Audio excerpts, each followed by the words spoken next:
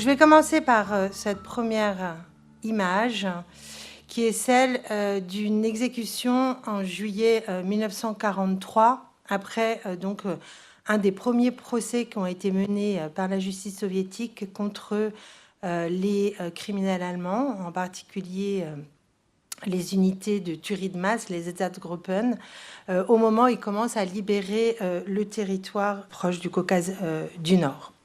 Donc ce procès, comme vous le voyez, est un procès qui a été mené en public. C'est un procès qu'on dirait un procès spectacle qui a été accompagné d'une importante campagne de propagande avec une série d'articles de journaux. Un film documentaire a été tourné à cette occasion. Ce documentaire a été montré à Moscou. C'est-à-dire, on voit là, il y a eu d'autres procès, un procès à Kharkiv la même année et quelques autres procès publics en 44, 45, puis dans l'après-guerre, qui montrent bien la tentative soviétique d'avoir un récit sur la guerre et de montrer qu'ils sont capables de mener une justice rapide, expéditive, qui est conforme et qui répond bien à la demande populaire face à l'ampleur et aux atrocités commises par les nazis. Je reviendrai sur cette première image plus tard. Donc, alors que l'Allemagne nazie a attaqué l'Union soviétique en juin 1941, très rapidement, les hauts dirigeants soviétiques décident qu'il est nécessaire de construire un édifice administratif, mais dont le volet juridique est très vite aussi réfléchi, afin de pouvoir documenter ce qui est en train de se passer sur le front de l'Est. Donc, dès le mois de janvier 1942, Molotov, qui est un des plus proches collaborateurs de Staline, fait une note en disant qu'il est nécessaire que l'armée et les services de sécurité qui sont liés à l'armée, qui sont dans le sillon des troupes de l'armée rouge, dès qu'ils libèrent un territoire, doivent prendre une série de notes et de dispositifs pour pouvoir documenter cette guerre et l'ampleur des crimes qui y sont commis. Ampleur des crimes qu'il qualifie très vite d'inédits. Et une réflexion se met en place afin de construire une commission qui s'appelle donc la Commission extraordinaire soviétique sur les crimes nazis, ou plus précisément la Commission extraordinaire d'État pour l'investigation des crimes des occupants germano-fascistes et leurs alliés, ainsi que les dommages commis à l'égard des citoyens, des kolkhozes, des organisations publiques, des entreprises et institutions d'État. Je ne dirais que Tchegeka à l'avenir. Donc, cette commission extraordinaire ouvre une série d'enquêtes sur les atrocités nazies, sur les complices des nazis et sur les dommages causés par les troupes nazies sur le territoire soviétique.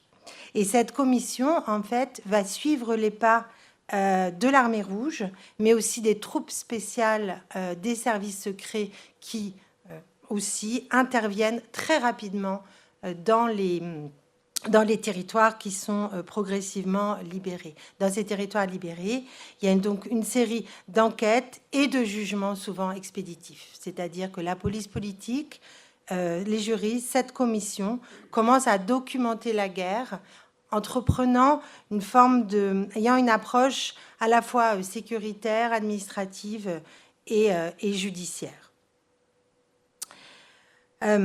Et donc, alors, on a beaucoup d'entre nous ont travaillé sur les archives de cette commission et travaillé non seulement sur la manière dont elle construit et elle documente cette guerre, comment elle fait venir les communautés autour d'elle pour essayer de retrouver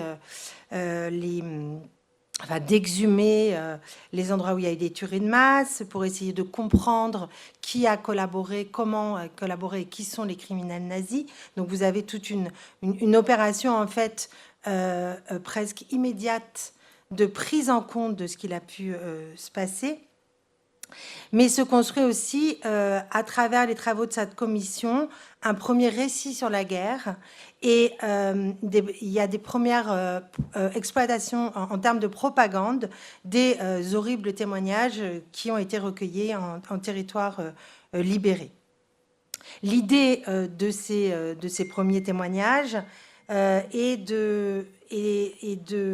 d'éclairer l'opinion soviétique d'abord et de galvaniser l'armée soviétique en poussant les habitants à s'engager dans une résistance active. Et on a des articles dans la presse locale et nationale qui vont alimenter un esprit de représailles avec des actes sur les atrocités allemandes dans tel ou tel village qui sont systématiquement publiés, rassemblés et utilisés dans les différentes formes de tribunaux qui se sont mis en place. Alors, à côté de ces enquêtes immédiates et de cet objectif donc de documenter la guerre et de documenter ces atrocités, un travail s'effectue aussi de doctrine, c'est-à-dire de réflexion sur comment qualifier des crimes nouveaux. C'est-à-dire le droit, normalement, est capable, une forme de créativité du droit, qui face à la soudaineté d'un nouveau phénomène ou face à des crimes qui n'ont jamais été connus ou commis, va tenter de réfléchir et à trouver un certain nombre de concepts qui seront après utilisés dans les tribunaux, si on réussit, pour essayer de qualifier ce qu'il est en train de se passer. Et donc un des hauts dirigeants soviétiques, qui s'appelle Andreï Vichinsky, qui était procureur de l'URSS au cours des années 30, Andreï Vichinsky va demander au juriste Aron Naïmovitch Trenin, que vous voyez ici sur la photo, de prendre une perspective de droit international. Alors, Trenin est donc un spécialiste du droit international de l'Académie des sciences, de l'Institut des droits de l'Académie des sciences du RSS, et va formuler un certain nombre de concepts sur ce qu'il est en train de se dérouler dans la guerre à l'est de l'Europe. Donc, Aron Trenin va publier... Aron Trenin, qui est aussi mis à la tête de cette commission extraordinaire chargée de documenter les atrocités nazies et qui donc est tout à fait au courant de ce qui est en train de se dérouler à l'Est, réfléchit et va publier un livre en 1944 qui s'intitule donc « La responsabilité pénale des hitlériens ». Ce livre est publié en russe, il a un écho relatif en russe, mais il est très vite aussi traduit et il commence à circuler au sein de ce qu'on appelle la United Nations War Crimes Commission, c'est-à-dire la commission sur les crimes de guerre des Nations Unies qui se réunit à Londres et qui elle-même est en train de réfléchir à une refonte du droit pénal pour pouvoir punir à terme les grands dignitaires nazis. Le livre de Aron Trenin a donc été publié par un juriste tchèque, Bojoslav Esser, et qui joua le rôle d'intermédiaire entre les juristes occidentaux et les juristes soviétiques. Les concepts les plus importants d'Aron Trenin, qui sont donc déployés dans ce livre sur la responsabilité pénale des hitlériens, sont celui de guerre d'agression, qui renvoie à l'idée de la criminalisation des guerres de conquête. Aron Trenin a été le premier à articuler l'idée de crime contre la paix, autre concept qui va rentrer dans les discussions de préparation à Nuremberg, faisant de la planification et du lancement d'une guerre de conquête non provoquée un acte punissable comme un acte criminel. Ce concept ou cette notion de guerre d'agression, de crime contre la paix, va devenir la charge la plus importante de l'acte d'accusation qui mènera au procès de Nuremberg. Alors, les soviétiques ont été les premiers, dès l'année 1942, à affirmer, dans le cadre des discussions interalliées, leur conviction qu'il était nécessaire d'organiser un grand procès contre l'élite criminelle nazie. Du côté des autres alliés, qu'on a tendance plutôt à appeler les alliés, c'est-à-dire l'Angleterre, les États-Unis et bientôt la France. L'idée était à fluctuer, c'est-à-dire une partie, par exemple, les Churchill n'étaient pas forcément pour mener un tribunal international. Il n'empêche que finalement, l'unité se fait et il est décidé donc à la conférence de San Francisco d'organiser ce tribunal international de Nuremberg qui se tiendra donc d'octobre 1945 à novembre 1946 et qui va donc mener l'accusation et condamner 24 criminels nazis ceux qu'on a pu retrouver les plus hauts dignitaires nazis comme Göring, Ribbentrop, Hess, Krupp et bien d'autres. Alors, ce qu'il est intéressant de suivre, c'est que c'est la manière dont le procès de Nuremberg est organisé donc dans le cadre d'une discussion interalliée, en particulier pendant l'été 1945 à la conférence de Londres. C'est donc Harry Truman qui a, dès la conférence de San Francisco, annoncé qu'il allait organiser un tel tribunal, mais les soviétiques sont très vite écartés des premières annonces et des premiers préparatifs. Il n'empêche que le parquet soviétique va envoyer une délégation extrêmement officielle. Alors, vous avez là deux membres de cette délégation au procès de Nuremberg, les procureurs Roman Rudenko et Yona Nikitchenko, qui vont donc se rendre d'abord à Londres, puis se rendre à Nuremberg, et vont tenter de préparer avec les Alliés le réquisitoire soviétique et de faire entendre la vision soviétique de ce qui s'est passé pendant la Seconde Guerre mondiale. Dans les préparatifs, ces notions d'Aaron training, c'est-à-dire ces notions de crime contre la paix, ces notions de guerre d'agression, sont reprises et sont la part la plus importante en fait du début de l'acte d'accusation. Mais au cours de ces préparations, les soviétiques qui, d'une part, maîtrisent assez peu l'anglais et ont du mal à suivre la rapidité des débats et sont sous surveillance depuis Moscou, ils insistent pour que l'acte d'accusation ne fasse pas mention du pacte secret Molotov-Ribbentrop. Et ce pacte secret n'était pas connu. Ce qui était connu, c'était le pacte Molotov-Ribbentrop. Et donc, selon le pacte secret Molotov-Ribbentrop, il y a eu partage, mais je pense que vous l'avez vu dans les séances précédentes, donc partage entre Staline et Hitler de la Pologne, des pays baltes, et des arrangements sur la Moldavie aussi.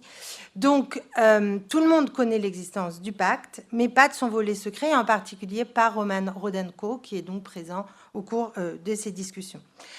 Et les juristes reçoivent l'ordre depuis Moscou d'imposer qu'on ne parle pas du pacte et que par contre, on rajoute le massacre des officiers polonais de Katyn qui fut effectué par les soviétiques en 1940 à la liste des accusations portées contre les nazis à Nuremberg. Alors, pendant toute la durée du procès et pendant sa préparation, il y a une implication personnelle de Joseph Staline. Dès le début du procès, il y a une commission secrète qui se constitue au Kremlin pour construire l'accusation soviétique et qui est présidée par Andrei Vyshinsky. Elle entend vérifier les preuves, conduire des enquêtes, interroger les témoins et contrôler la délégation soviétique qui se rend à Nuremberg. La délégation soviétique, de son côté, est donc composée de différents procureurs, d'avocats, souvent terrifiés parce qu'ils sont espionnés sur place et souvent incapables de traduire suffisamment rapidement les différentes discussions interalliées. Un des principaux membres de cette délégation, Roman Rudenko, disparaît pendant plusieurs jours sans qu'on sache ce qu'il est devenu. Et un autre membre de l'équipe des procureurs commet un suicide à Nuremberg pendant la période. Alors, le procès se déroule. Il y a une série de plaidoiries et le réquisitoire soviétique, normalement, est le dernier des réquisitoires qui ont donc été d'abord menés par les Américains, puis par les Anglais, puis par les Français. Et ce n'est qu'en février 1946 que les Soviétiques commencent leur réquisitoire. Ce réquisitoire a été, la rédaction de ce réquisitoire a été complètement surveillée et organisée par Staline. Staline s'implique non seulement en contraignant les acteurs sur place, mais il demande à pouvoir suivre l'ensemble des débats et à voir les discours que vont émettre les différents procureurs soviétiques sur place avant qu'ils ne puissent les émettre. Donc, Rudenko, qui est chargé de commencer la première plaidoirie, le premier réquisitoire, reçoit un premier avis négatif sur son brouillon et Staline décide de relancer une campagne entière de recueil de témoignages. Il rentre en colère noire en janvier 1946 et demande de refaire toute l'enquête en lançant un plan de recueil des preuves pour prouver qu'il ne s'agissait pas d'une guerre préventive. Et il demande aux Hongrois, aux Roumains, aux Finnois, mais aux archives roumaines, des témoignages sur les différentes guerres de partisans. Donc il lance depuis Moscou un projet rapide de documents et de témoignages qui vont être rassemblés par les services secrets soviétiques qui se trouvent sur place puisque l'armée rouge a libéré les territoires dont il est question. Toute cette activité encore documentaire, archivistique, est contrôlée directement depuis Moscou au département des preuves. Donc finalement, le réquisitoire soviétique sera saisissant, c'est-à-dire qu'il va être associé à une série de témoignages, en particulier sur la Shoah, sur les meurtres d'enfants à Auschwitz, sur le ghetto de Vilnius, mais aussi associé à une série de films qui vont être projetés, ceux de Roman Carmen. Mais cette opération de charme de l'opinion publique mondiale va échouer, en particulier du fait de l'insistance des Soviétiques à ne pas... du fait de la défense des avocats des dignitaires allemands qui vont cesser à partir de février-mars 1946, de mettre en cause l'attitude des Soviétiques pendant la guerre. Et ils vont essayer, évidemment, de donner des preuves de l'existence du protocole secret du pacte Molotov-Ribbentrop, d'autant plus que Ribbentrop est sur place pendant le procès. Et ils vont remettre aussi en cause, évidemment, l'explication du massacre de Katyn. Les Soviétiques étaient, et on le voit en lisant les archives, certains de gagner la campagne d'opinion, au regard du sacrifice incommensurable de leurs soldats et des civils. Mais quand ils décidèrent d'ajouter la mention du massacre des officiers de l'armée polonaise de Katyn et de nier le protocole secret du pacte Molotov-Ribbentrop, ils ont perdu cette bataille de l'opinion du fait de la mobilisation d'une presse internationale et de témoignages de déplacés qui connaissaient tout à fait la vérité de cette histoire. La défense allemande a tenté d'approfondir le conflit entre les Alliés et a réussi à opérer ce coup que les dernières sessions du tribunal finissent par exposer aussi les crimes de l'Union soviétique. Les Soviétiques sortirent frustrés, affaiblis et finalement méfiants de l'expérience. ce qui leur conduisait à développer une attitude plus sceptique par rapport à l'efficacité des tribunaux et autres institutions internationales, alors même que se mettaient en place ces grandes structures comme l'Organisation des Nations Unies et des grandes consultations pour construire et rédiger un droit international. Donc je vais me tourner maintenant sur un autre aspect de cette réflexion soviétique vis-à-vis de la guerre et du cataclysme qu'ont subi les territoires qui ont été occupés par les troupes nazies. C'est celui, en fait, de la justice soviétique telle qu'elle va tenter de s'exercer pendant la guerre et dans l'immédiate après-guerre. Alors, d'après des données qui viennent des archives soviétiques et qu'on juge plus ou moins fiables, mais dans la décennie de 1943, donc le début des libérations jusqu'à la mort de Staline en 1953, plus de 320 000 citoyens soviétiques ont été arrêtés pour collaboration avec les Allemands. Un tiers des arrestations étaient donc effectuées par le commissariat à l'intérieur. Donc un besoin de justice face aux atrocités allemandes s'est fait sentir très rapidement, comme on l'avait vu avec le cas du procès de Krasnodarsk. On estime même que sans aucun procès, les troupes des services de sécurité, aidées par la population, juste après la libération, ont exécuté un certain nombre de collaborateurs sans aucun procès.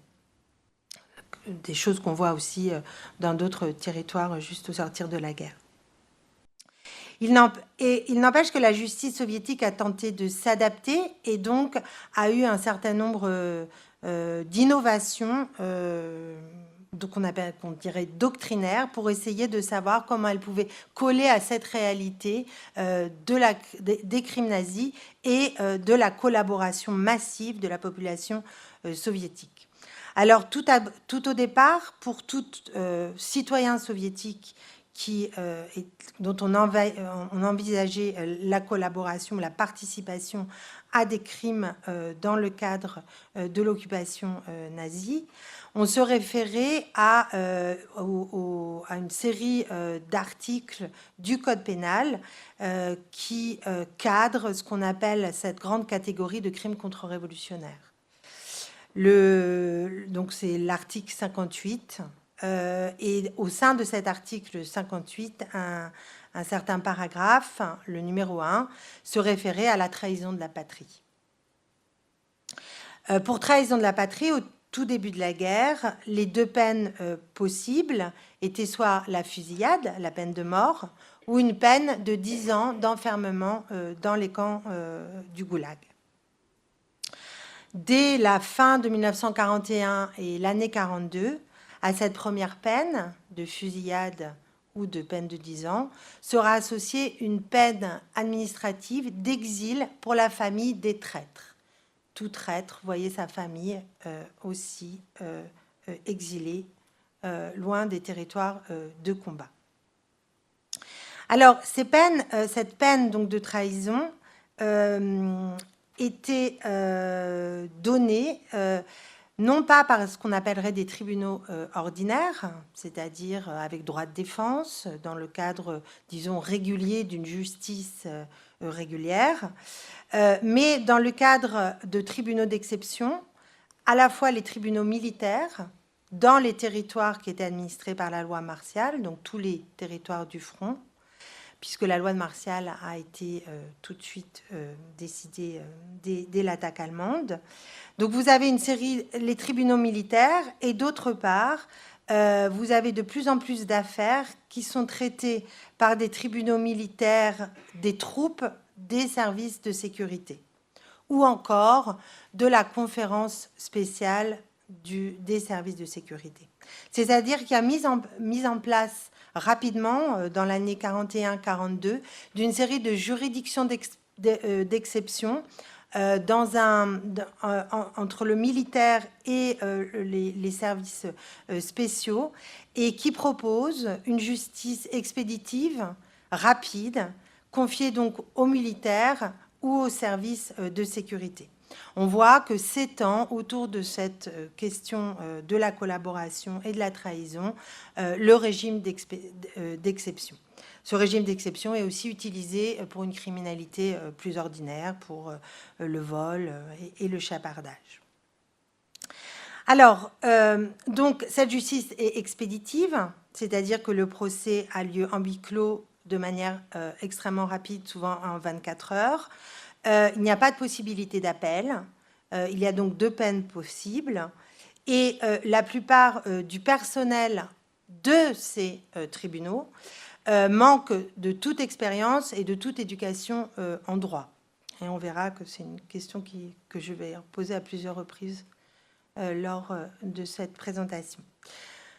Par exemple, alors j'ai les chiffres pour l'Ukraine, en 1946, seuls 18 des 134 membres du personnel de direction et du personnel opérationnel des tribunaux militaires a reçu une éducation supérieure en droit. Ce ne sont pas des juristes, ce sont des militaires. La qualité ou des membres des services de sécurité. La qualité de l'enquête est basse. Les protocoles de procès sont laconiques. Et il arrive que les juges aient utilisé leur chauffeur ou leur garde comme jurés, parce qu'il y a des jurés. On observe aussi que pour répondre toujours au caractère scandaleux et nouveau de la guerre menée à l'Est par les troupes nazies, va s'opérer ce qu'on appelle un changement de doctrine, encore une fois, avec la publication en avril 1943 d'un décret sur la punition des criminels de guerre hitlériens responsables des meurtres et des tortures de civils soviétiques et de prisonniers de guerre. Ce décret donc de 43, qu'on appelle le décret de 43, a été rédigé directement, une fois encore, sous l'impulsion de la direction stalinienne, et plus précisément de Staline. Et l'idée de ce décret est d'arriver à mieux qualifier et à mieux expliquer quels sont les crimes de ces criminels de guerre hitlériens, notamment quand il y a meurtre et torture des civils soviétiques et prisonniers de guerre. Encore une fois, ce décret, qui n'est pas très clair, et je ne vais peut-être pas aller là-dessus, mais ce décret a, comme souvent dans le droit soviétique, une dimension propagandiste. C'est-à-dire il est nécessaire de montrer, il y a une opération en fait de propagande dans les journaux pour montrer que ce qu'il est en train de se passer en URSS a un caractère, dans son affrontement avec l'Allemagne nazie, a un caractère exceptionnel qui appelle à une nouvelle législation. Elle appelle à une nouvelle législation, mais elle appelle aussi à de nouvelles peines. Et il est décidé que pour les personnes qui sont donc condamnées par ce décret de 1943, ces criminels de guerre hitlériens seront pendus. Et donc je renvoie à cette photo du départ, puisque normalement la sentence est la fusillade. Ils seront donc pendus. Je vous remets la photo. Ils seront donc pendus parce qu'il est considéré que cette peine, d'abord imiter les châtiments nazis infligés contre les patriotes soviétiques, avec une série de pendaisons tout aussi publiques, parce qu'elle permettait aussi d'humilier les condamnés. Le décret précisait même que les corps devaient être exposés sur des potences pendant plusieurs jours. L'exécution des criminels de guerre nazis se devait d'être spectaculaire et impressionnante. Et de nombreux films documentaires aussi sur ces exécutions vont être projetés à Moscou ou dans les villes de l'arrière. Alors, en plus de ces innovations, donc la pendaison, le fait aussi que les personnes qui ne sont pas condamnées à la pendaison sont envoyées en ce qu'on appelle un katorga, donc en travaux forcés. En plus de ces innovations, il est décidé que serait appliquée cette oukase par des nouveaux tribunaux qui s'appellent les tribunaux militaires de campagne, qui sont des sortes de mini-troïki, donc encore une fois, des tribunaux d'exception organisés sur la ligne de front de manière extrêmement rapide, qui sont composés du président du tribunal militaire de la division locale, donc vraiment au niveau des divisions, du chef du département des services de sécurité et de l'assistant du commandant de la division. Donc, encore une fois, on voit la mise en place d'une justice ad hoc, extraordinaire, rapide, expéditive, mais qui répond aussi à des besoins d'efficacité ou de revanche, en fait, qu'on ressent au sein d'une population absolument traumatisée par la guerre à l'Est. Donc, dans le cas de cette oukase, on ne perçoit pas de réflexion élaborée sur ce que peut signifier la collaboration, en sachant que de très nombreux habitants de l'URSS qui sont sous occupation nazie ont dû d'une manière ou d'une autre obéir aux troupes d'occupation. Et la question de l'intention n'est jamais évoquée, et le décret est suffisamment ambigu. Il n'empêche qu'il énumère un certain nombre d'atrocités commises et qui fait une distinction entre ceux qui ont commis des atrocités de sang, c'est-à-dire qui ont torturé, qui ont tué, et ceux qui ne l'ont pas fait.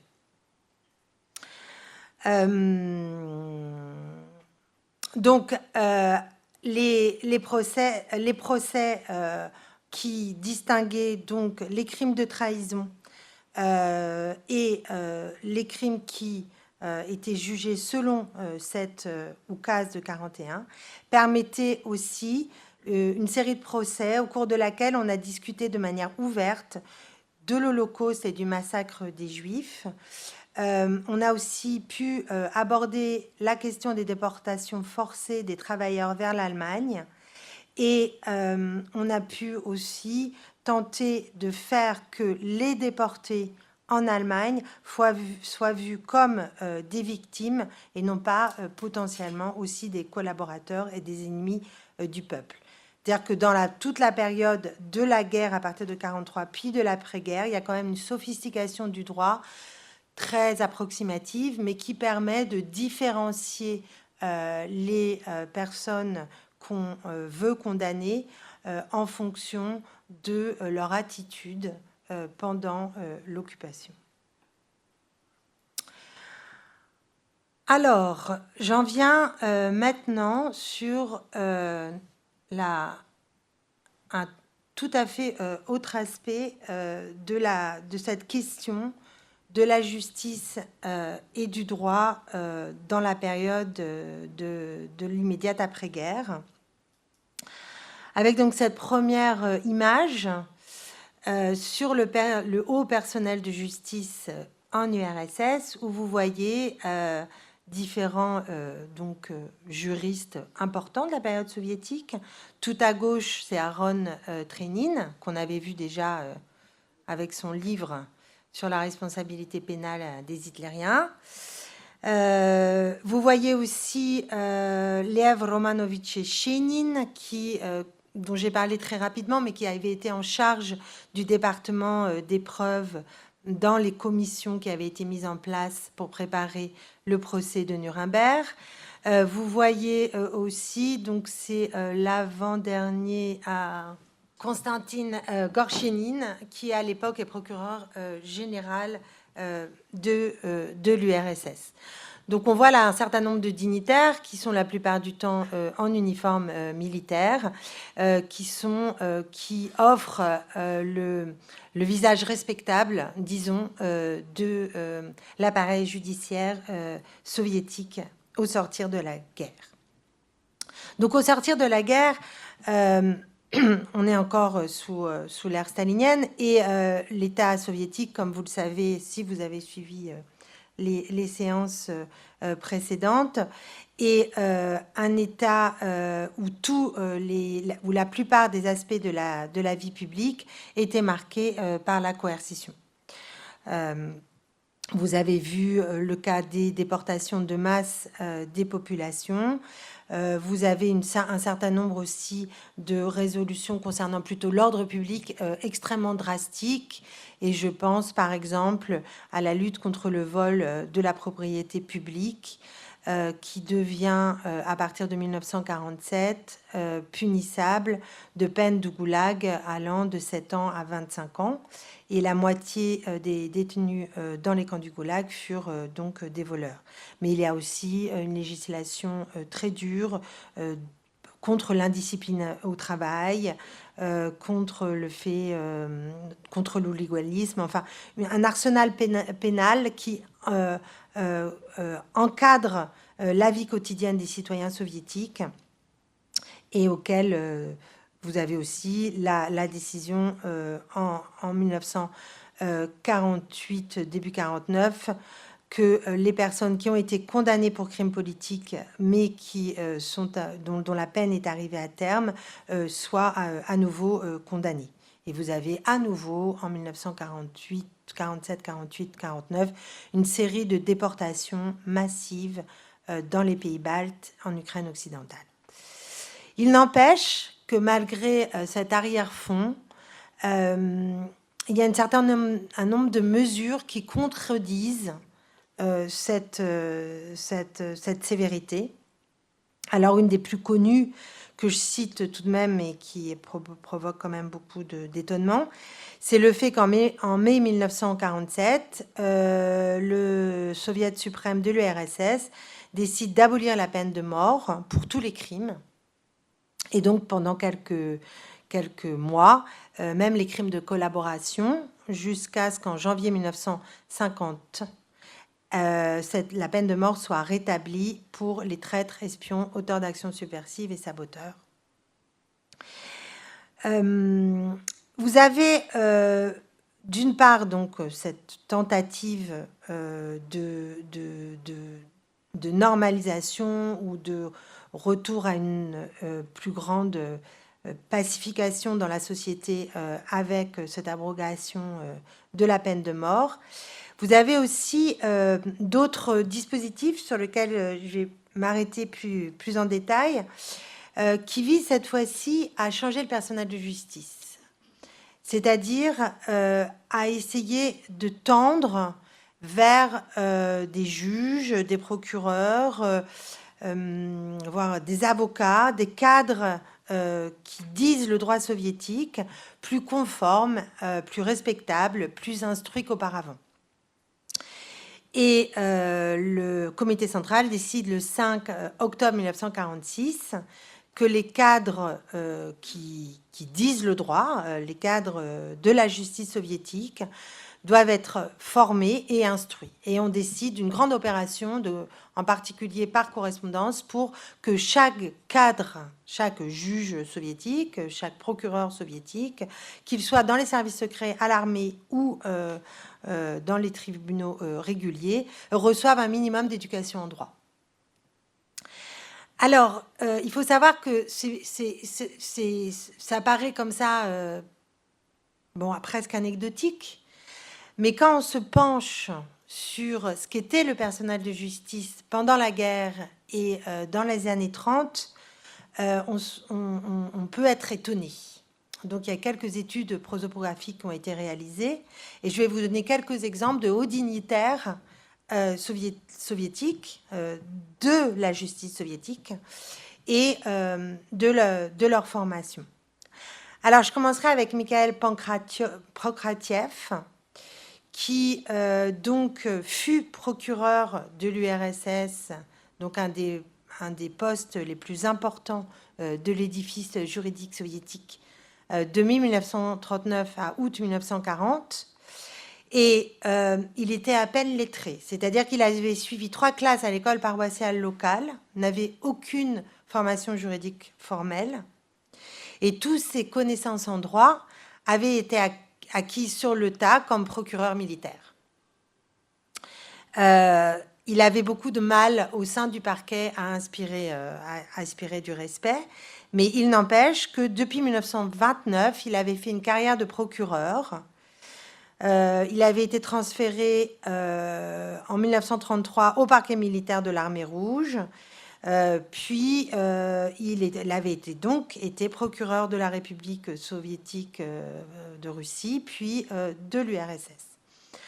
Il va devenir, pendant la guerre, un des chefs de l'administration des tribunaux militaires du commissariat de la justice de l'URSS, avant de finir président du tribunal militaire du deuxième front balte. Donc on voit là une carrière, en fait, sur le tas, complètement liée à une connaissance des organes ou des administrations soviétiques, sans la moindre connaissance en droit, disons, formalisée par une éducation. Et c'est lui qui va présider aussi le grand procès de Riga contre la collaboration en 1946. Alors, un autre exemple, c'est Victor Bochkov. Pareil, aucune connaissance ni expérience du droit. Il est dit qu'il est peu respecté aussi par son appareil.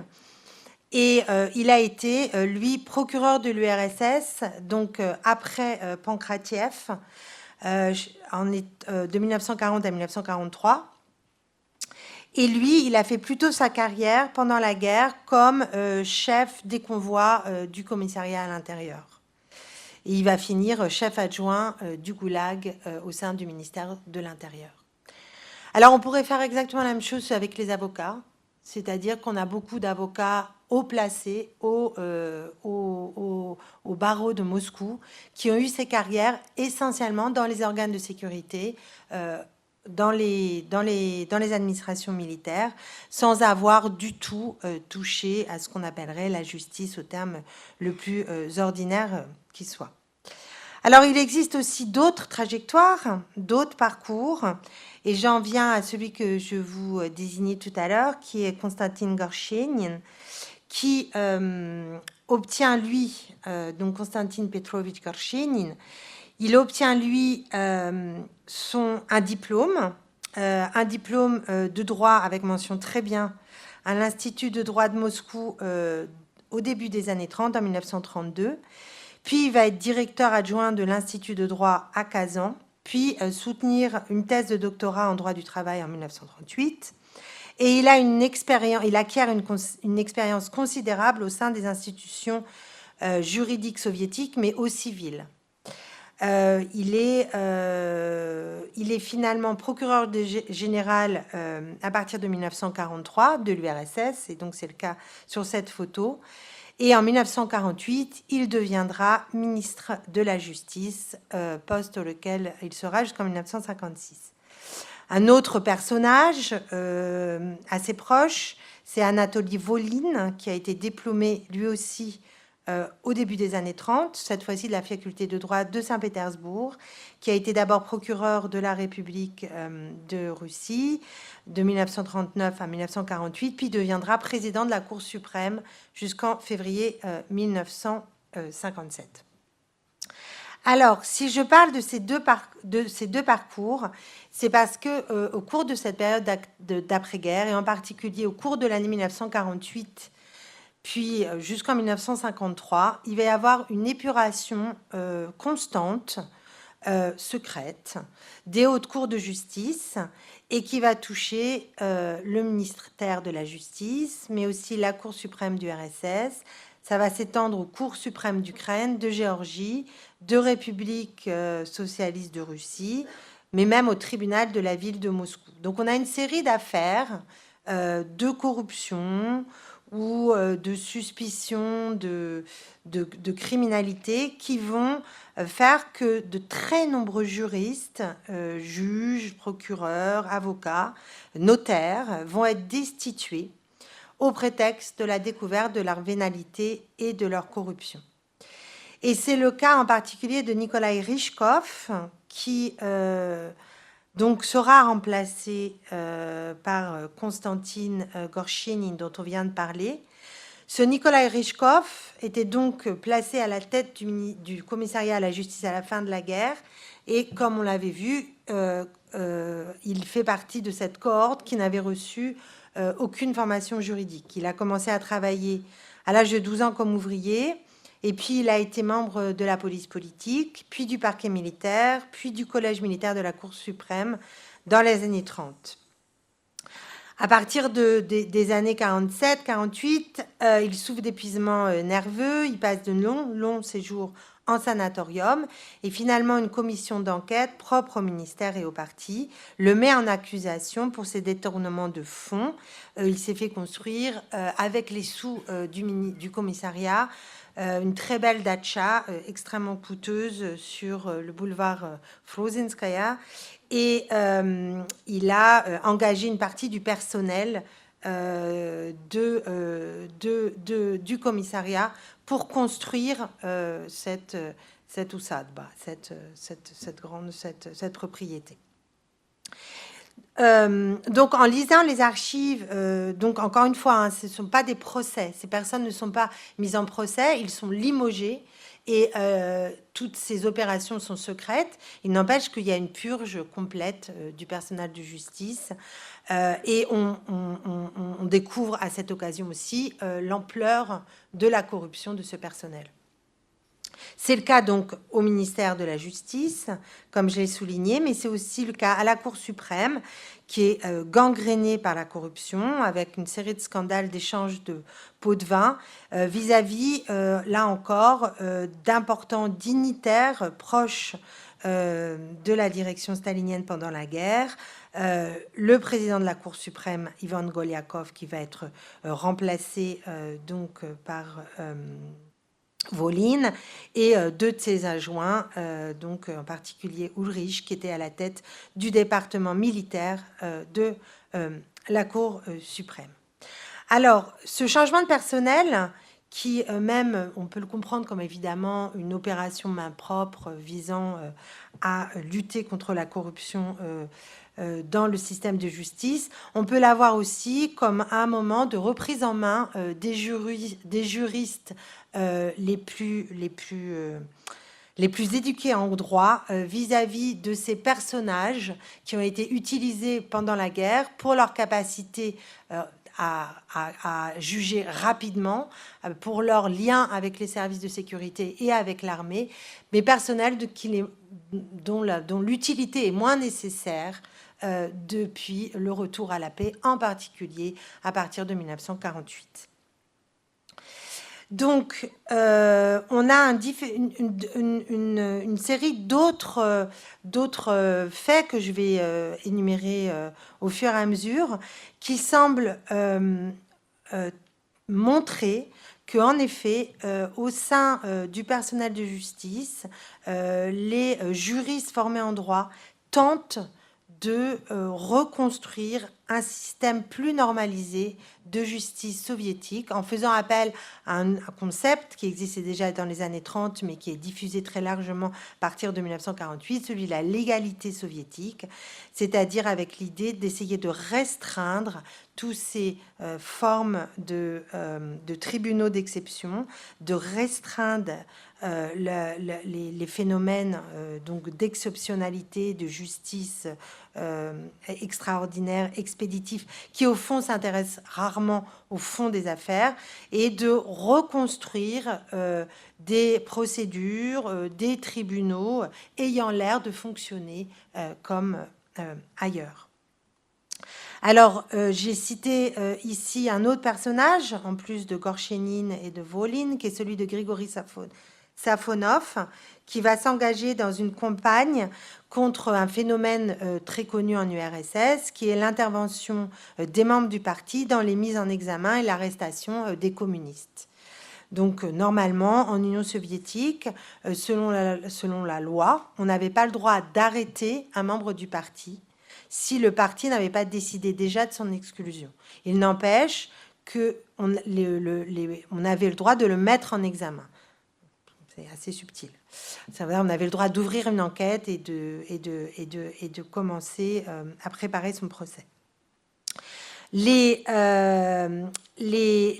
organes du parti au niveau local, les comités du parti au niveau local avaient tendance à protéger les leurs. C'est un membre du parti pouvait être mis en examen ou pouvait être poursuivi. Il pouvait y avoir réunion au sein du parti où on demande au procureur de venir et on lui demande de ne pas poursuivre l'enquête ou de lâcher l'affaire.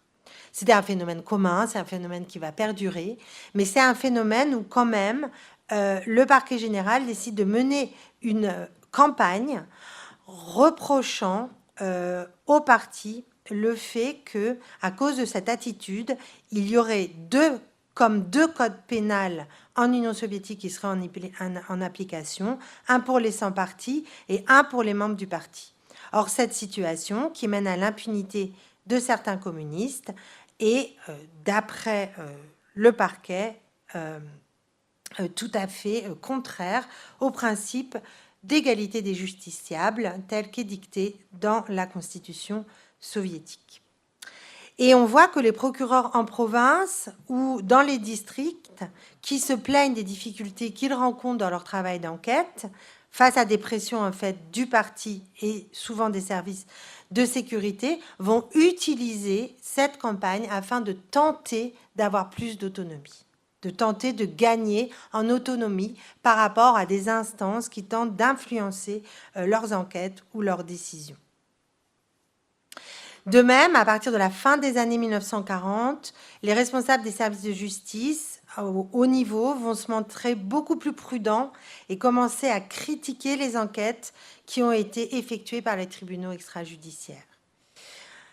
Des efforts sont déployés pour fermer les systèmes de tribunaux parallèles et pour transférer les affaires des tribunaux extrajudiciaires au moins aux tribunaux militaires parce qu'ils étaient reconnus par la Constitution et encadrés par la Constitution stalinienne de 1936. Donc on a une tendance à petit bruit, à bas bruit, d'affirmation des organes de justice régulières contre les services de sécurité et contre le parti. Et on a en parallèle aussi ce qu'on appelle encore une fois une activité doctrinaire, c'est-à-dire une tentative aussi de faire évoluer les lois, en particulier de faire évoluer le code pénal soviétique. Donc, et je vais aller assez vite, à partir de 1946, un nouveau projet émerge, celui de revoir, d'une refonte totale du code pénal soviétique. Et les juristes, en particulier Konstantin Gorchenin, dont j'ai déjà parlé, proposent d'atténuer la notion de danger social, de supprimer l'expression crime contre-révolutionnaire, d'introduire même la présomption d'innocence. On décide aussi que les avocats devraient intervenir plus tôt au moment des enquêtes et un débat a lieu sur le statut de l'aveu comme preuve. Donc autant de points qui étaient très typiques et spécifiques de la légalité stalinienne sont remis en cause, encore une fois, au cours de discussions qui ont lieu en huis clos entre juristes, mais qui permettent une certaine maturation de ces enjeux. Alors, très souvent, pour essayer de défendre leur position qu'on dirait plus libérale, les juristes et les praticiens du droit se réfèrent à la Constitution stalinienne de 1936, qui apparaît dès lors comme une source incontestable. Gorchenin va citer en particulier l'article 127 de cette magnifique Constitution, qui parle de l'inviolabilité de la personne, qui dit que nul ne peut être arrêté autrement que par décision de justice ou avec l'autorisation du procureur.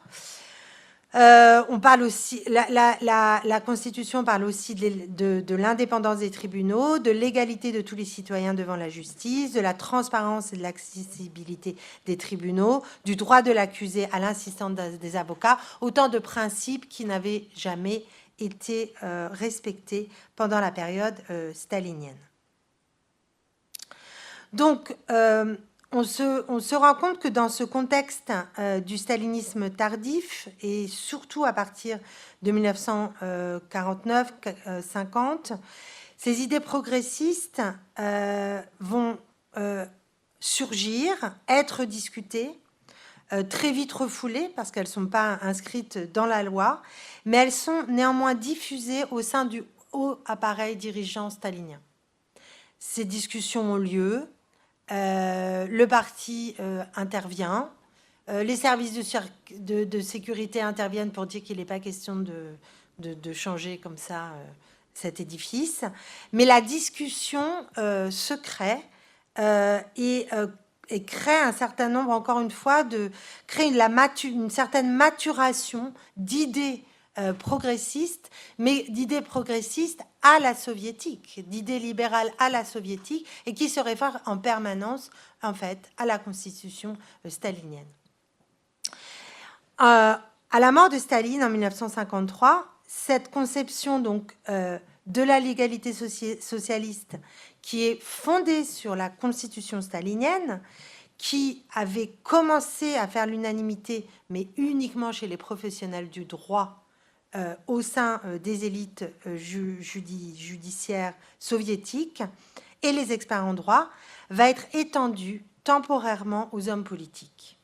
C'est-à-dire que dès la mort de Staline, en mars 1953, ses principaux lieutenants, Molotov, Beria, vont reprendre un certain nombre de discussions et des résolutions qui avaient été pensées par ce groupe de juristes pour déclarer au monde que la période stalinienne s'interrompt, pour démanteler en partie le goulag, pour décréter une série d'amnisties. La moitié de la population du goulag va être libérée 3 semaines après la mort de Staline. Et en ce qui concerne les collaborateurs sur lesquels on a discuté aujourd'hui, ils seront, eux aussi, leurs affaires seront révisées à partir de 1955. Donc, ces discussions à bas bruit dans le cadre d'un contexte extrêmement autoritaire sont importantes à suivre parce qu'elles permettent d'expliquer la rapidité avec laquelle la direction stalinienne, qui ne se renouvellera pas du tout à la mort de Staline, est capable d'activer un certain nombre d'outils qui lui permettent de faire croire à sa population et au reste du monde qu'elle a évolué et qu'elle ouvre sur un nouveau cours en remettant en cause la présence des services secrets, l'existence des tribunaux d'exception et l'arbitraire stalinien. Donc, peut-être pour conclure, ces questions très techniques, l'idée de cette étude du droit soviétique et de la justice soviétique, c'est essayer de traquer la capacité du droit, même dans les contextes les plus autoritaires. Et communément, on a tendance à, quand on étudie l'Union soviétique, les aspects répressifs, à établir une distinction entre des procédures judiciaires régulières, ordinaires, qui viseraient les droits communs, par exemple, et l'extrajudiciaire, qui viserait les politiques, entre un droit ordinaire, régulier, et un droit d'exception. Mais quand on étudie vraiment comment les tribunaux fonctionnent, et surtout comment le personnel de justice fonctionne, on se rend compte que le même personnel peut siéger dans 2 instances, c'est-à-dire une instance régulière ou siéger dans des simulacres de tribunaux qui jugent à la chaîne. Donc on est face à là un paradoxe, à une forme de dédoublement qui pose question évidemment à l'historien et qui nous demande de comprendre comment ce même personnel était capable de répondre à des injonctions a priori contradictoires, mais claires pour eux, parce qu'ils renvoyaient à des questions de temporalité de la décision judiciaire et de contexte de crise permanente. C'est-à-dire que ces dirigeants, et même Gorchenin et Volin pendant la guerre, face à une crise et un contexte de crise cataclysmique, conçoivent le pouvoir judiciaire comme étant capable avant tout d'être rapide, politique et expéditif. On remet à plus tard la question de la décision de justice, enfin d'aller ce qu'on appelle au fond du droit, ou au fond de la question du droit. Donc on se trouve face à un type particulier de justice qui ne va jamais revendiquer une autonomie par rapport aux politiques, et qui fonde plutôt son action et ses décisions et ses procédures sur des impératifs de défense de l'État soviétique ou de la Révolution. Mais on note pourtant une évolution à bas bruit qui est portée donc par ces juristes les mieux éduqués et les plus soucieux de conformité à une tradition juridique plus générale. Les instruments du droit, les procédures, tendent aussi à cette distinction. Et en embrassant des principes de professionnalisme et d'objectivité qui sont fondés sur une longue tradition légale, les juristes vont tendre à s'émanciper à des moments d'accalmie, de s'émanciper de l'injonction politique et du poids des instances d'exception. Et ils ont tout intérêt à le faire parce que leur autonomie passe aussi par le fait qu'ils sont capables de mettre en valeur le fait que par rapport à un commandant des services de sécurité ou par rapport à un officier, ils sont capables de mener des enquêtes, ils sont soucieux des preuves et ils ont une certaine compétence qui leur permet aussi d'asseoir un certain pouvoir dans cette lutte de pouvoir entre les appareils. Donc on voit que s'opéra en URSS de façon linéaire et malgré des épisodes de terreur, une réhabilitation progressive du droit, mais d'un droit à la soviétique, de ses institutions, de ses procédures. Et une étape importante fut cette décision prise par Staline en 1946 de rétablir un cursus de droit qui rendait l'apprentissage de ce droit soviétique obligatoire.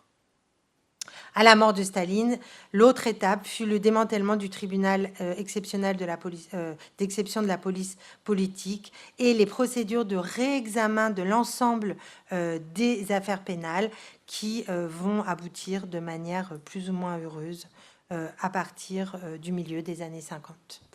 Voilà, je vous remercie et j'attends vos questions. J'ai beaucoup été intéressée sur les parcours des juristes dans les premières années de l'après-guerre. Et ça m'a fait penser au film que j'ai vu récemment au cinéma de Sergei Laznitsa qui s'appelle Deux procureurs, où on voit en fait des juristes et le procureur général de l'URSS, c'était en 1937, qui sont présentés comme des personnes très éduquées, bien formées, diplômées. Et je me demandais si les juristes d'avant-guerre étaient, comment dire, ont eu le capital scolaire plus important que les juristes d'après-guerre, et comment est-ce qu'on peut expliquer le fait que, en fait, on voit la dégradation dans le changement d'élite juridique. Et ma deuxième question porte sur la continuité entre le droit d'avant 1953, donc avant la mort de Staline, et après la mort de Staline. Est-ce qu'on voit la continuité entre côté juridique de la vie à l'Union soviétique pendant le dégel et durant le temps de l'après-guerre? Merci. Alors, sur la question de la formation du juriste,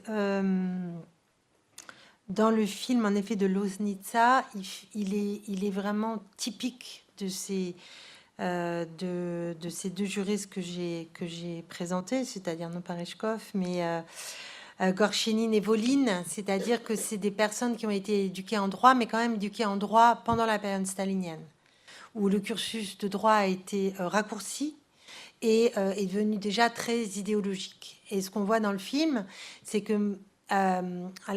le film est très bon, donc je ne vais pas le critiquer, mais il est quand même un peu étonnant qu'il parle déjà de présomption d'innocence pendant une des conversations dans le train, parce que c'est pas encore un principe qui a été revendiqué par les juristes soviétiques.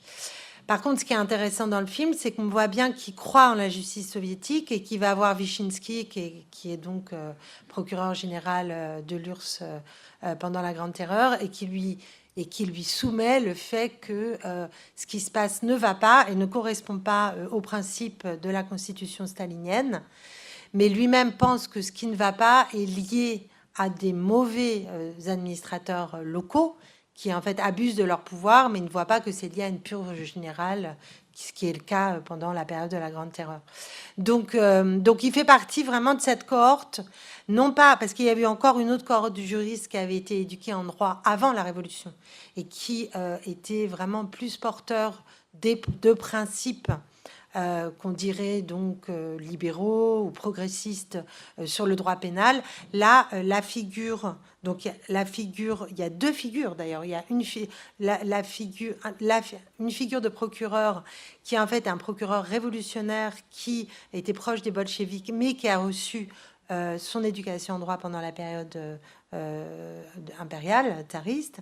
Et puis, il y a la figure, en fait, du procureur stalinien, éduqué à la période stalinienne, et qui se retrouvent tous les deux punis par les organes de sécurité de soviétiques.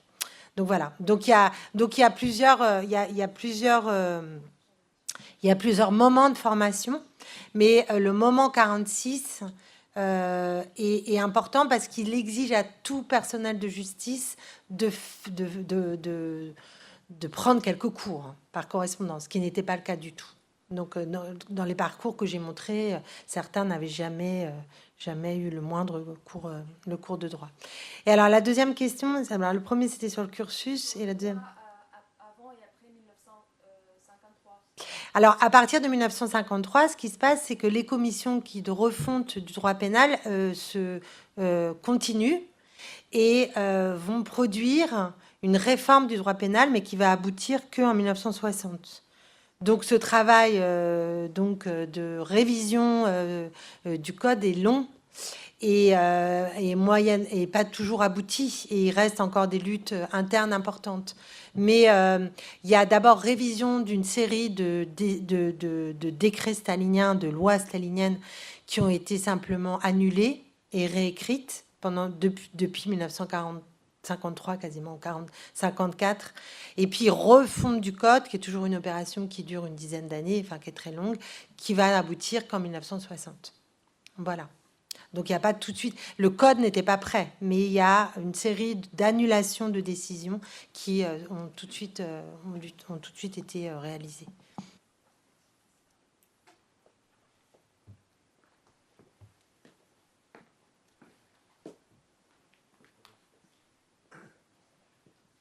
Merci bien. Non, j'ai deux questions. La première, c'est tous ces avocats qui discutent d'une amélioration du droit. Ça peut fonctionner uniquement aussi si les enquêtes s'améliorent. Et est-ce qu'il y a le même renouvellement du personnel d'enquête qui dépend du ministère de l'Intérieur, ce qui montrerait quand même une décision au-dessus plus uniforme que de simples rapports de force? Ça, c'est ma première question. La deuxième question, c'est il y avait beaucoup de juristes qui étaient de nationalité juive au sens soviétique. Bon, Trainin, je pense aussi à des grands avocats. La campagne anti-cosmopolitisme, elle tombe à peu près au moment où tu évoques les modifications, enfin ces discussions. Elle a dû avoir un impact là-dessus, parce que justement, sauf erreur, ces juristes étaient plutôt dans la logique progressiste. Enfin, donc, est-ce qu'il y a une interaction entre la campagne anti-cosmopolitisme et ces discussions en 1946 et Trainin, par exemple, est-ce qu'il va survivre à tout ça, à la campagne? Pour une question plus précise.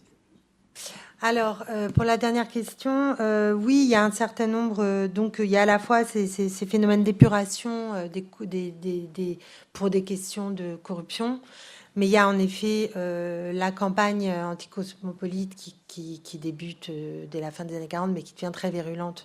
Donc, après la fondation d'Israël, 1948, puis qui devient très virulente, surtout à partir de 1952. Et en effet, certains juristes et certains membres des services de sécurité, comme Abakoumov ou comme Sheinin, vont être limogés ou vont être protégés, mais vont changer d'affiliation.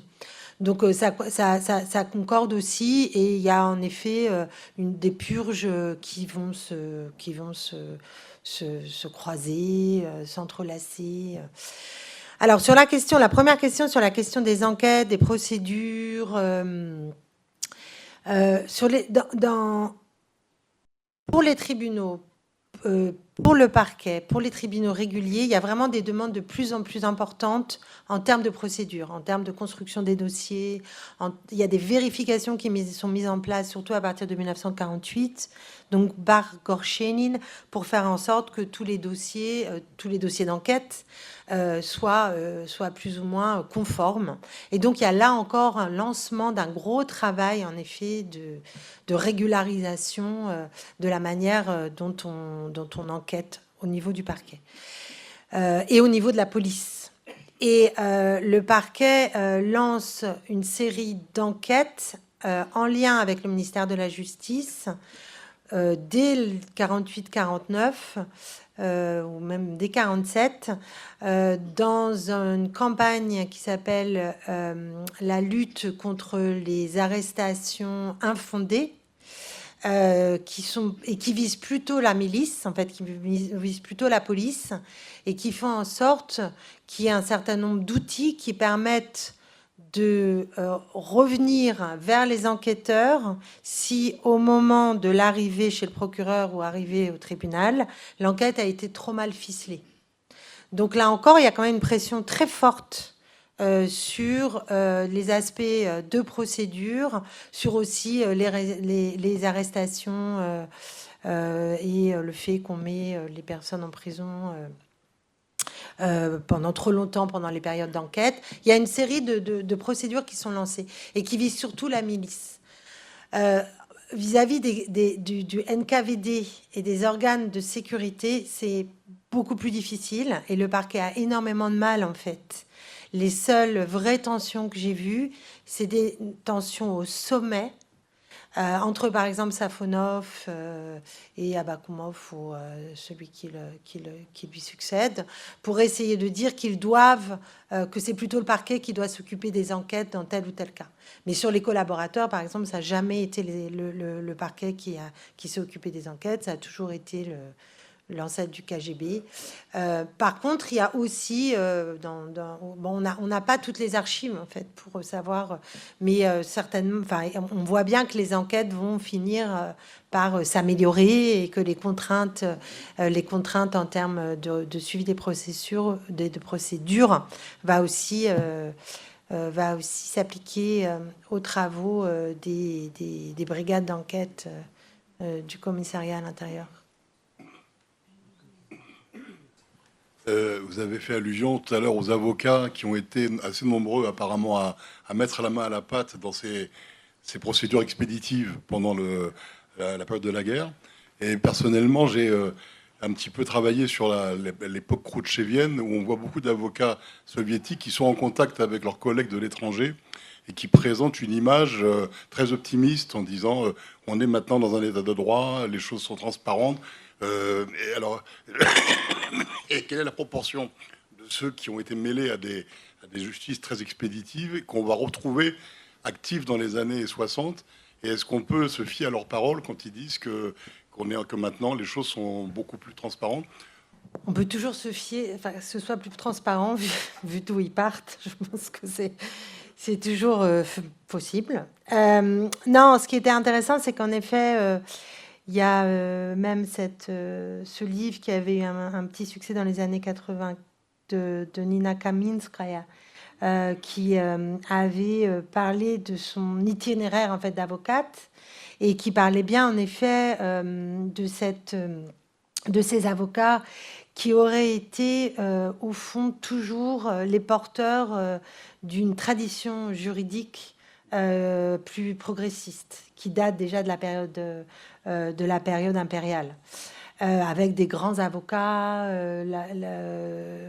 souvent en effet juifs, qui avaient réussi, en fait, au cours de procès publics, à faire échouer les accusations. Et ils avaient du coup, par exemple, au barreau de Moscou, ils avaient gardé un certain nombre de livres, hein, plus ou moins interdits, de plaidoiries qui dataient de la période impériale. Moi, ce qui m'a étonné, c'est que quand j'ai été aux archives du ministère de la Justice, du commissariat de la Justice de la période des années 40, j'ai en effet trouvé, mais totalement, simplement en regardant en fait les biographies, que les trajectoires ne ressemblaient absolument pas à ce qu'on racontait de la période soviétique, enfin de la période post-mort de Staline. Mais encore une fois, on est quand même dans des zones très grises, parce qu'en effet, le présidium du barreau de Moscou et de Saint-Pétersbourg, au sortir de la guerre, c'est-à-dire la direction du barreau, qui normalement est relativement autonome, est composée de personnes qui ont été dans les troupes spéciales du NKVD, qui ont été dans les tribunaux militaires. Mais alors, on peut avoir plusieurs hypothèses. Soit c'était les plus corrompus qui finissaient avocats, parce que normalement une carrière d'avocat était bien moins vue qu'une carrière au parquet. Soit c'était plutôt des personnes qui servaient quand même ce qu'on appelle en russe de krisha, en fait des personnes qui en fait pouvaient être utilisées par le barreau de Moscou pour essayer de se protéger de certaines enquêtes. Donc, je ne sais pas comment vous répondre, c'est-à-dire que qu'ils aient eu un agenda progressiste, c'est évident, parce que le travail d'avocat n'existe que dans le cadre d'un procès avec deux parties. Le statut même, enfin votre métier même, impose un minimum en fait de procédures qui font penser à notre tradition légale, c'est-à-dire avec deux parties. Mais par contre, que ces membres du parquet et du barreau pouvaient être en contact quand même avec des éminences du parti, voire des services de sécurité, je pense que c'est aussi très évident. Et qu'il y a eu aussi des grosses histoires de corruption, et que même pour des gens tout à fait admirables, hein, de la fin de la période soviétique, qui vont être très proches des mouvements des droits de l'homme, leur capacité à pouvoir discuter avec les membres du parquet ou les membres du KGB était aussi une compétence qui était tout à fait admise. Compétences dont ils devaient moins parler avec leurs collègues en Occident. Voilà. Mais dont ils discutent. Moi, je me souviens d'un entretien qui avait été mené où ils racontent bien, en fait, cette espèce de zone où le fait d'avoir au sein du barreau des personnes qui viennent des services n'est pas forcément une mauvaise chose. Voilà. Non, mais c'est étonnant, mais je trouve que ça fonctionne, hélas, un peu comme ça, ce pays. Oui. Après, évidemment, les cas personnels, ils n'étaient pas au KGB, mais il y avait des gens qui pouvaient parler au KGB. Oui, je souhaitais juste une précision sur les 320 000 collaborateurs qui ont été identifiés, arrêtés. Voilà. Est-ce qu'il n'y avait pas des gens qui n'étaient pas des collaborateurs et qui étaient utilisés au fait des gens qui politiquement ils n'étaient pas dans la ligne du parti ou de NKVD et qui ça a été utilisé pour les mettre dehors, quoi.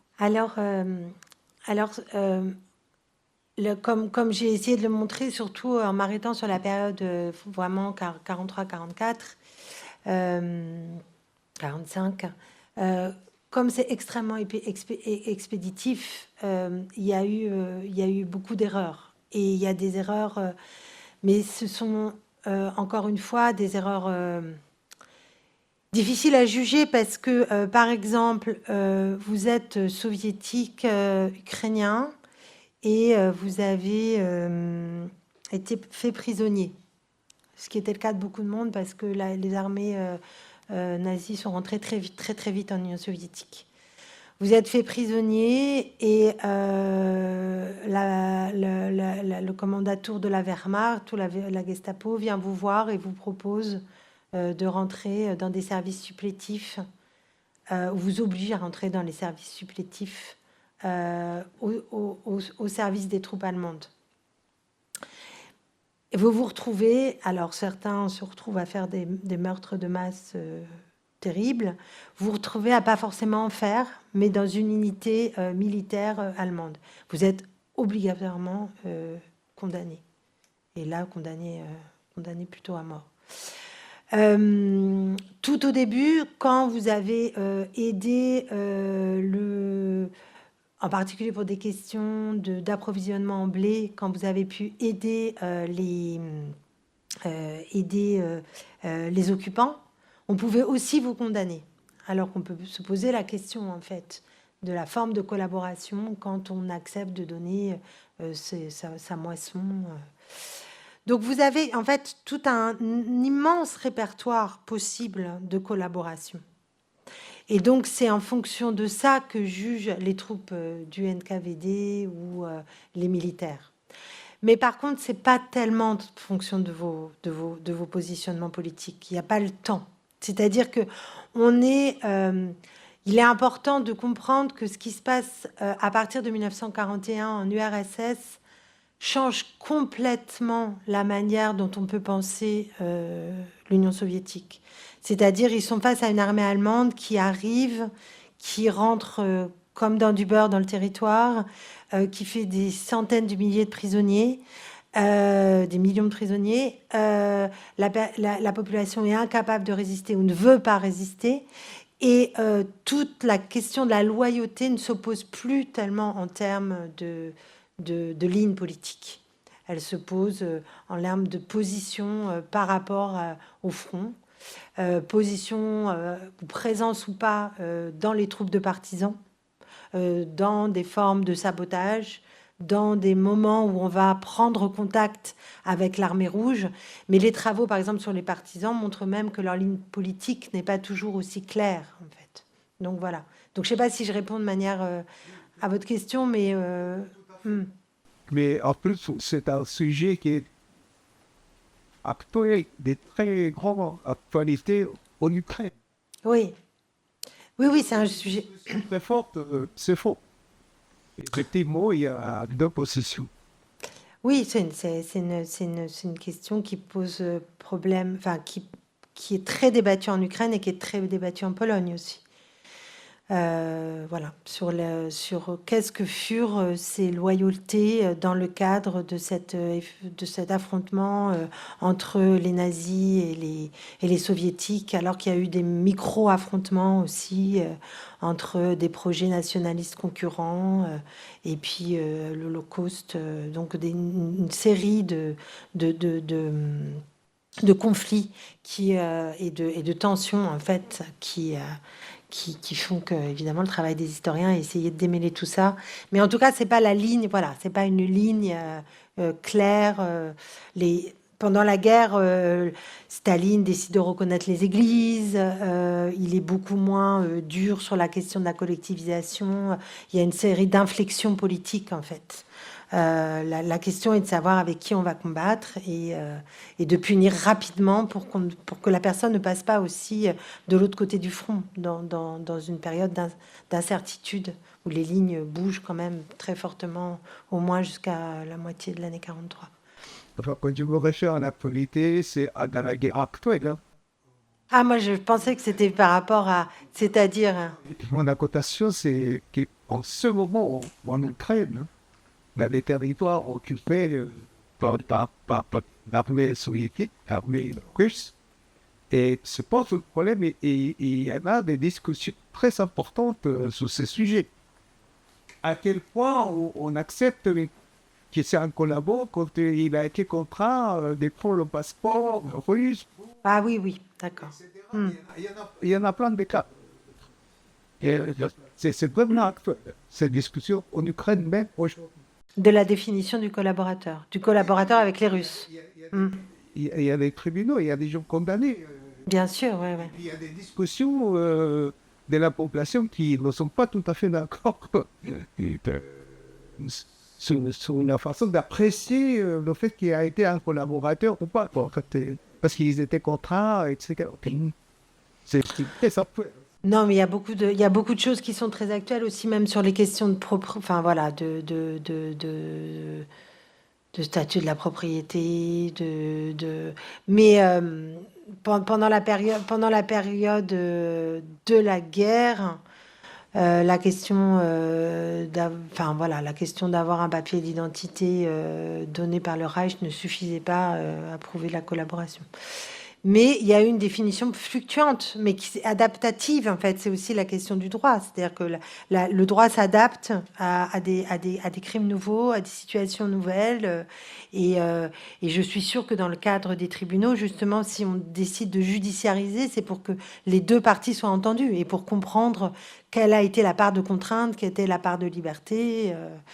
Et le fait que ce soit judiciarisé est plutôt une bonne chose par rapport à des mesures qui feraient que toute personne qui ait pris le passeport russe soit automatiquement, par exemple, perdre sa nationalité ukrainienne. Ce qui n'est pas le cas dans le cas d'Ukraine, alors que le cas russe a tendance à beaucoup plus systématiser ce genre de mesures automatiques qui fait que vous perdez la nationalité ou vous n'avez pas le choix de votre allégeance, en fait. Merci. Une dernière question. Donc, je voulais juste que tu reviennes sur Nuremberg et sur l'histoire de Katyn et du pacte. Parce que, bon, les soviétiques ne voulaient pas qu'on en parle. Mais, d'une part, qu'est-ce que les Américains, les Français faisaient lorsque les avocats allemands mettaient ça en avant?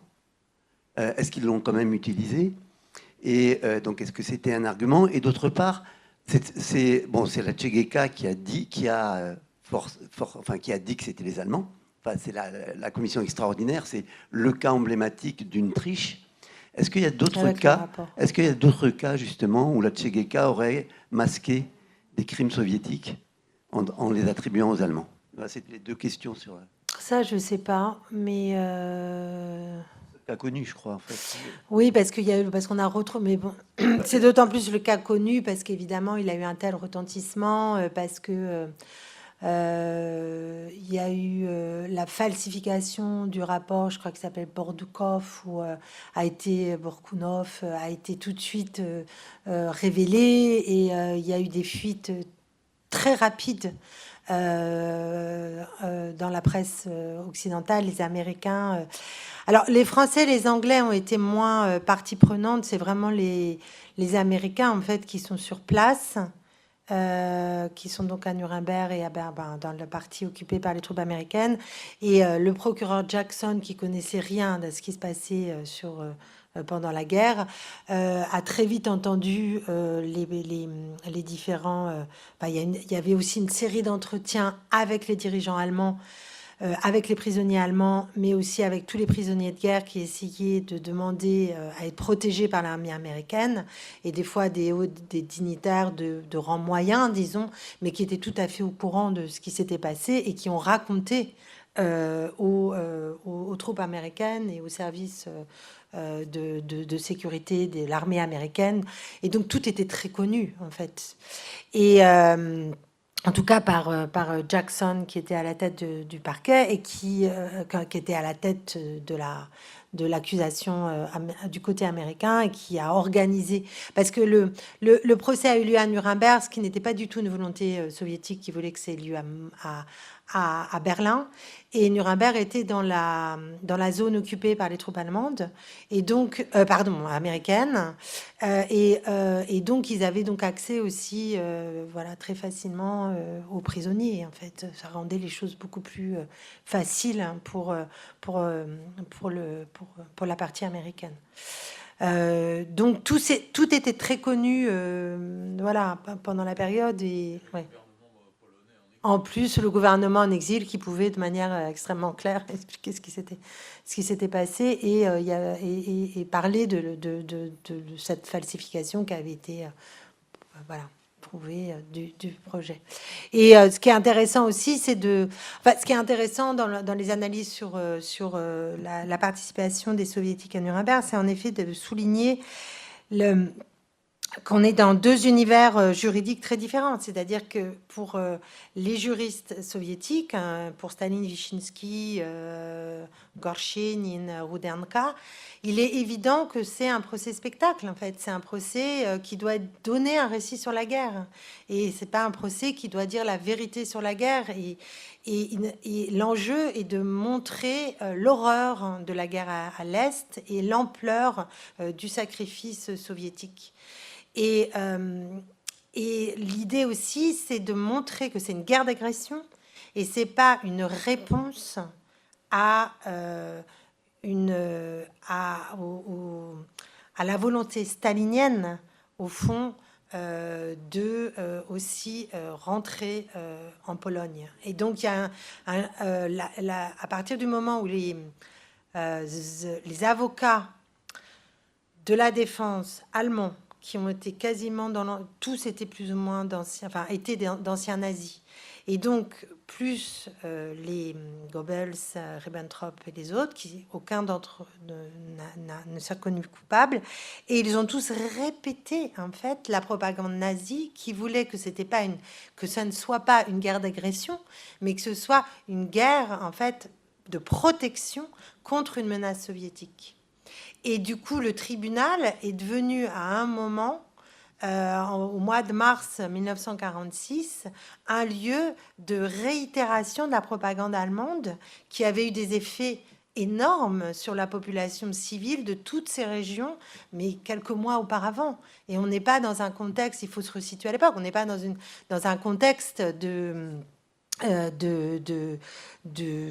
où cette histoire est éloignée. On est dans un contexte où elle est absolument récente et où l'idée de devoir lutter contre la propagande allemande est très présente pour tous les dignitaires de l'Armée rouge.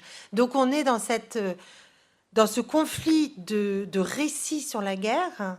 Et aussi on pourrait même y voir les débuts de la guerre froide, parce que en perdant ce récit sur la guerre les Américains en faisant aussi, alors c'est pas que les Américains, l'opinion mondiale internationale qui en effet est alertée par les Polonais en exil, par les Lituaniens qui sont dans les camps de prisonniers, par les Lituaniens en exil. Enfin bon, on la connaît cette guerre et on les connaît les crimes soviétiques, mais Nuremberg a été aussi un moment de révélation des horreurs commises par les soviétiques, et les soviétiques ne le supportent pas en fait.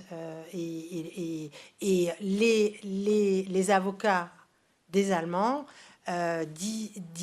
alertent sur le fait que la menace qui reste, c'est la menace soviétique, qu'on est à l'aube d'une troisième guerre mondiale, que Churchill a eu raison en mars 1946 à Fulton de parler de rideau de fer. Donc voilà, donc la conversation en fait évolue du fait de cette présence en fait des avocats soviétiques.